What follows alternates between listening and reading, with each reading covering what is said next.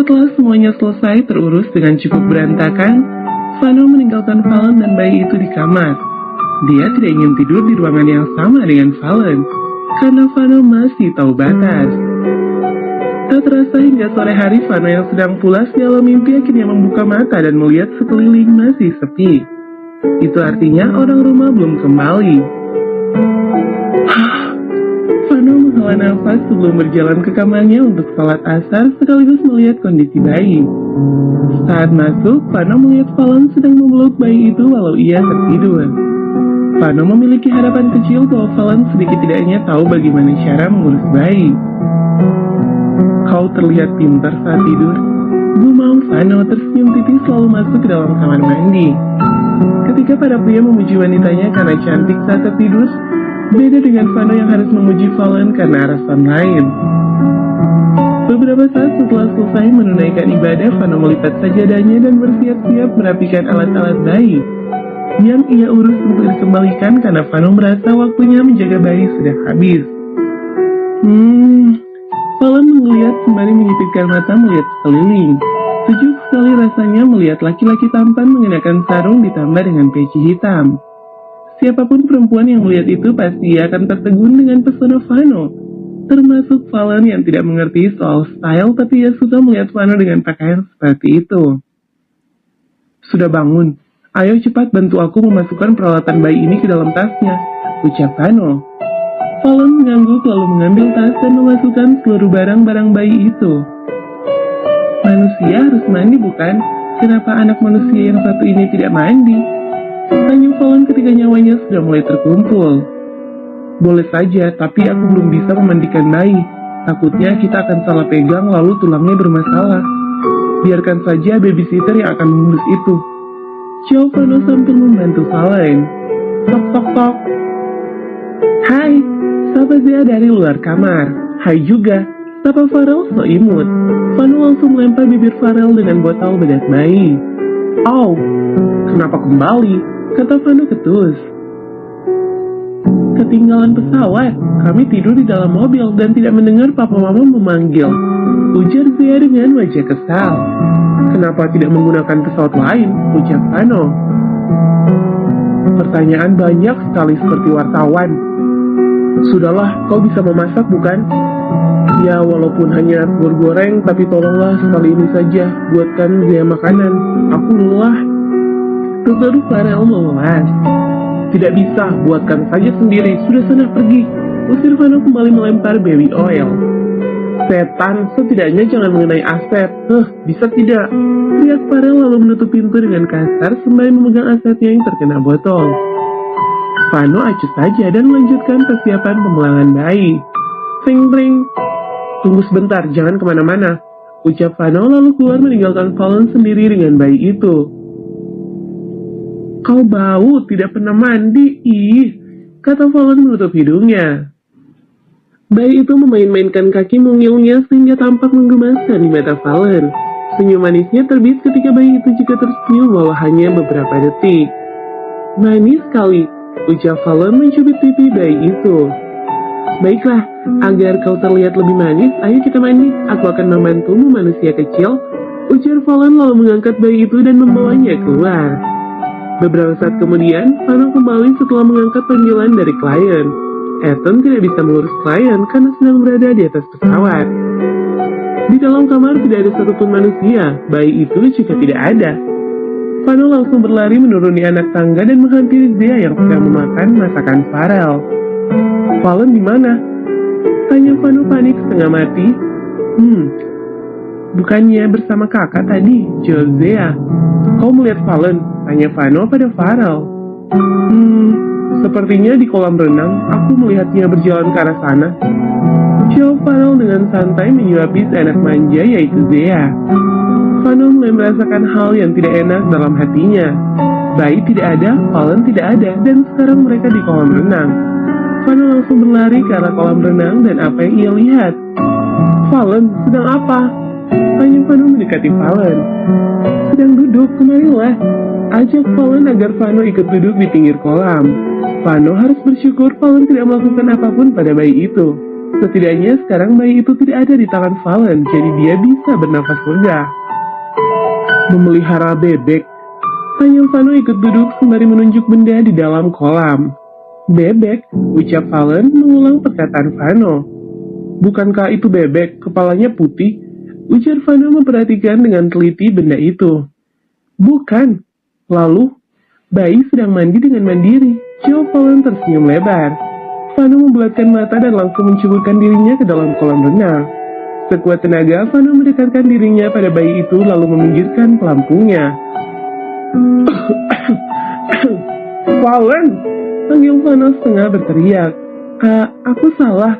Tanya Valen membangunkan tubuhnya sembari meremas tangan. Sangat, kenapa memandikan bayi seperti itu? Bagaimana jika dia tenggelam, hah? Jawab Vano sedikit emosi. Aku tahu kau menggunakan pelampung, tapi untuk ukuran bayi, jangan terlalu lama, dia bisa kehabisan nafas, Valen. Astaga. Dari awal aku sudah katakan jangan lakukan apapun, aku bisa melakukannya sendiri. Kau cukup diam dan lihat. Astaga, selalu tekanan batin bersamamu. Ucap Vano memarahi Valen habis-habisan. Valen hanya diam menunduk ketika Vano meninggalkannya masuk untuk mengganti kembali pakaian bayi itu. Untung saja bayi itu cukup teriak, jadi dia hanya tertawa dan tersenyum ketika bermain air seperti tadi. Dan untungnya Vira memesan bayi yang sudah beberapa bulan, jadi bayi itu tidak terlalu menderita di usia dia. Vano berjalan ke kamarnya membawa bayi melewati Farol dan Zia yang sedang duduk menonton televisi. Farol sendiri bingung kenapa dia bisa basah kuyup seperti itu. Tapi dia tidak peduli, tak percuma peduli jika Vano akan marah-marah saat ditanya kenapa. Beberapa saat kemudian Vano memutuskan untuk mengembalikan bayi itu pada babysitternya sebelum dia disiksa kembali. Vano menghembuskan nafas melihat kepergian bayi itu dari rumah. Saat akan masuk ke dalam, dia teringat dengan ekspresi Valen tadi saat dia meninggalkan gadis itu. Vano berjalan menuju kolam renang dan di sana Valen terlihat sedang menendang-nendang air dengan kakinya. Wajah gadis itu terlihat sangat sendu sekarang. Valen, panggil Vano sambil memegang bahu gadis itu. Valen terus menendang air kolam tanpa memperdulikan Vano atau mendengar suaranya. Maaf ya, ucap Vano mengelus rambut gadisnya. Jika sedang malas bertengkar, Valen lebih memilih menghindar dari Vano seperti saat ini. Sudah, jangan marah. Maaf atas kesalahan tadi. Aku yang salah telah mengabaikan bayi itu. Imbu Vano. Valen tetap tidak merespon hingga beberapa saat. Vano sangat amat mirip dengan abinya. Dia tidak bisa didiamkan terlalu lama, pasti dia akan frustasi. Aku tidak akan menggunakan nada tinggi lagi saat berbicara. Ucap Vano kali ini sambil memegang lengan Valen. Maaf, kata Valen menunduk. Tidak, aku yang minta maaf. Kau tidak pernah salah. Jikapun kau melakukan kesalahan, aku yang akan memperbaiki itu. Jangan pernah mengalahkan dirimu lagi. Dan maaf sebesar-besarnya atas perkataanku tadi. Ucap Vano lalu mencium punggung tangan Valen. Keduanya terdiam dengan tatapan dalam masing-masing. Vano mendekatkan wajahnya pada wajah Valen tanpa menatap ke arah lain. Wajahnya maju seperti dekat dan hidungnya hampir menyentuh wajah Valen. Farol berdeham cukup keras untuk menyadarkan Vano. Vano tersadar dan langsung menjauhkan dirinya. Vano mencoba mengumpulkan akal sehat agar tidak terpancing dengan kecantikan itu. Benar kata orang, tidak baik berdua tanpa hubungan, akibatnya akan kacau. Gumam Vano. Hei, lihat itu, ucap Farol menunjuk CCTV yang ada di tembok penghalang. Vano memperhatikan maksud dari Farol, matanya membulat sempurna melihat dua CCTV sekaligus sedang merekam dirinya. Dan tentu kejadian tadi ikut terekam. Bukan hanya ini, tapi lihat, ini, itu. Kata Valen menunjuk seluruh kamera pengintai yang ada di rumah kebesaran Vino Salvatruca. Vano menepuk keningnya karena merasa bodoh telah mempercayai abinya begitu saja. Vano tidak mungkin lepas dari genggaman Vino dengan mudah, apalagi membiarkannya bersama seorang gadis tanpa pantauan.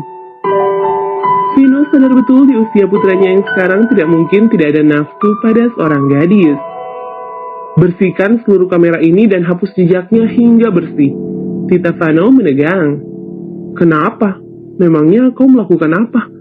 Tanya Farel dengan senyum liciknya. Tidak melakukan apa-apa, jawab Vano sambil berkeringat. Jadi tidak melakukan apa-apa, kenapa berkeringat seperti itu? Tanya Farel semakin dalam. Tadi aku hampir membunuh bayi, jadi jika Umi dan Abi melihatnya, maka tamat riwayatku. Saud Falan mengangkat kepalanya menghadap Farel.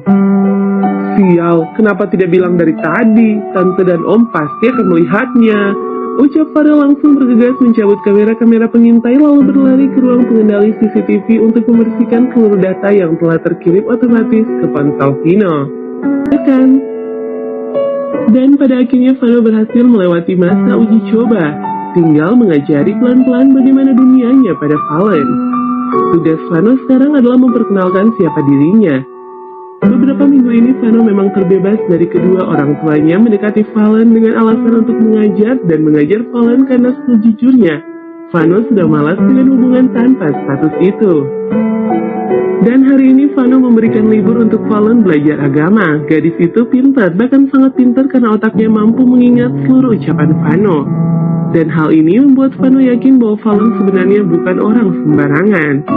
IQ-nya cukup tinggi, oleh karena itu dirinya dijadikan tokoh utama dalam pembunuhan. Sarah, panggil Valen sembari mengetuk pintu cukup keras. Iya Nona, jawab Sarah membuka pintu. Ayo jalan-jalan, ajak Valen menarik Sarah dari kamar meskipun asistennya itu masih hancur berantakan. Nona, kita akan kemana? Aku belum bersiap-siap, ucap Sarah. Valen menghentikan langkahnya lalu memutar tubuh mengarah pada Sarah. Tatapannya menyusuri seluruh tubuh Sarah.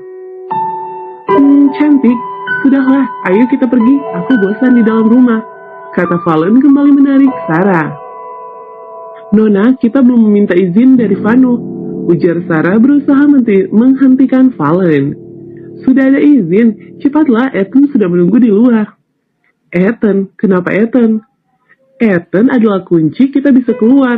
Vano mengatakan tidak ada izin jika tidak dengan orang kepercayaannya. Valen langsung mendorong tubuh Sarah masuk ke dalam mobil dengan paksa seperti seorang penculik. Di dalam mobil, Valen benar-benar tidak berbicara sama sekali. Ethan saja bingung kenapa gadis yang biasanya banyak berbicara itu tiba-tiba menjadi hening. Seketika Ethan bergidik ngeri jika ini sebuah jebakan. Ethan kembali menatap Valen dan Valen pun membalas tatapan Ethan dengan sangat tajam. Kau ingin kemana? Tanya Ethan mencairkan suasana. Lurus hingga kau melihat pertigaan lalu belok kiri, jawab Valen dengan suara dingin. Ethan dan Sarah saling berpandangan. Jujur Sarah saja bingung kenapa sosok Valen seperti kembali pada awal-awal dia bertemu. Nona, kau baik-baik saja?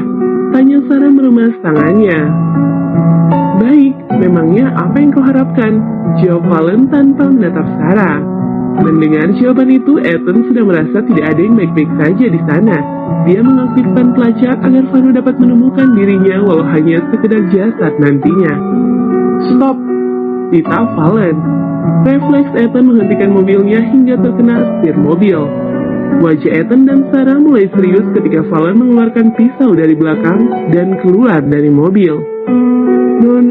Nona, kau ingin melakukan apa? Tanya Sarah mengikuti Valen, begitu juga dengan Ethan. Diam, kau pergilah, jawab Valen. Sebelum keluar mobil, Ethan ternyata sudah menghubungi Vano dengan video panggilan. Vano jelas melihat Valen sedang memegang pisau disertai tatapan membunuh itu. Valen berjalan menuju semak-semak pinggir hutan yang cukup sepi, bahkan sangat sepi. Kakinya terus menginjak rumput-rumput liar yang hidup di sana. Apa dia kembali kepada sikapnya? Tanya Ethan pada Sarah sembari mengikuti gadis itu dari belakang.